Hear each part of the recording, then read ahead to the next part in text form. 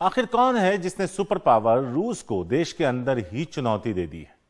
आखिर ये Yevgeny Prigozhin है कौन? भाड़े के सैनिकों का वैगनर ग्रुप का ये नेता कल परमाणु हथियारों से लैस रूस की राजधानी मॉस्को में अपने लड़ाकों के साथ घुसने को तैयार था। असल में प्रिगोजिन अब तक पुतिन के वफादार समर्थकों में से एक है, लेकिन कल एक समय ऐसा लग रहा था कि प्रिगोजिन पुतिन का तख्ता पलट करने को तैयार है। कैसे यह संकट शुरू हुआ और कैसे खत्म हुआ, यह समझने से पहले बताते हैं कि आखिर यह शख्स है कौन। येवगेनी कौन है, यह बताते हैं आपको। 62 साल के येवगेनी प्रिगोजिन को 1981 में हमले और डकैती का दोषी ठहराया गया था और 12 साल की जेल की सजा उसे सुनाई गई थी। फिर उसने 90 के दशक में एक रेस्टोरेंट खोला पीटर्सबर्ग में। उसके बाद बताया जाता है कि पुतिन से उसकी फिर यहां से दोस्ती शुरू हुई। उसे पुतिन का शेफ भी कहा जाता है, यानी कहा जाने लगा था। उसके बाद पुतिन का कद बढ़ता गया और उस समूह का हिस्सा बन गया वो जो सोवियत नेता योसेफ स्टालिन का सम्मान करता था। तो इसके अलावा हम आपको बता दें कि प्रिगोजिन के भाड़े के सैनिकों के वैगनर समूह का उसने गठन किया, जिसने 2014 में क्रीमिया और उत्तरी अफ्रीका और सीरिया में लड़ाई में उसने हिस्सा लिया।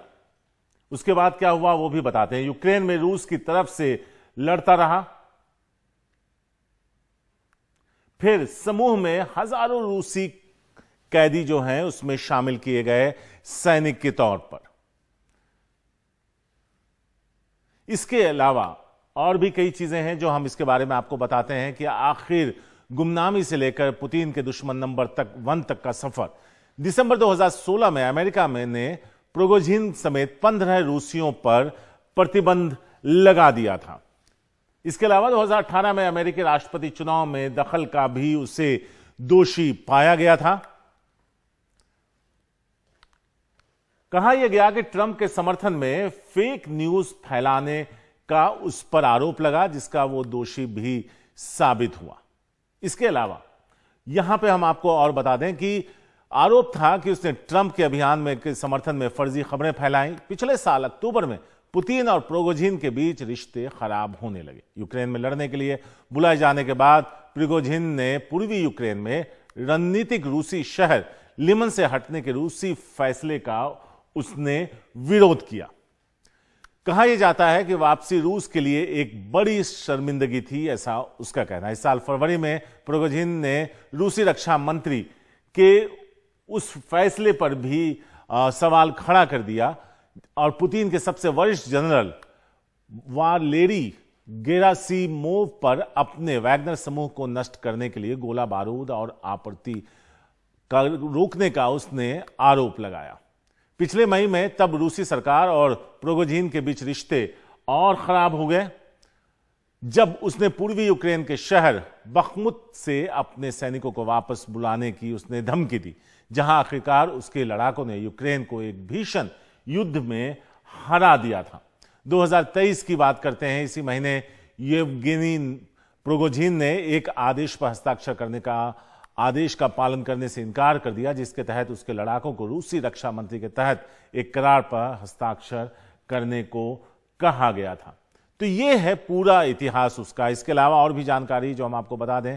पिछले शुक्रवार चीजें एक अहम मोड़ पर पहुंच गईं जब प्रिगोजिन ने कहा कि यूक्रेन पर रूसी आक्रमण एक रैकेट था और युद्ध की यहां पर आवश्यकता नहीं थी। तो एक बड़ा आरोप उसने लगाया कि यहां युद्ध के लिए जाने की जरूरत नहीं थी। उसने कहा युद्ध रूसी जनरलों को सम्मान देने के लिए किया गया था, यह भी आरोप उसने लगाया। आखिरकार शुक्रवार शनिवार को प्रिगोजिन ने यूक्रेन से अपने सैनिकों को रूस आने के लिए कह दिया। उसने रिस्तोव शहर पर कब्जा कर लिया।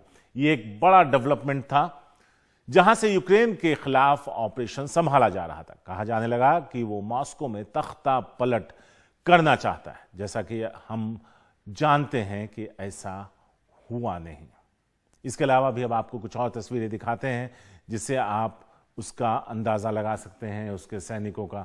यहां पर अगर आप ये तस्वीर देखें तो उसने कहा कि रूस की तरफ बढ़ा जाए न्यूक्लियर हथियारों से लैस थे उसके सैनिक, लेकिन बेलारूस के राष्ट्रपति ने जब विस्तार से बात की और तब जाकर इस समस्या का समाधान निकला।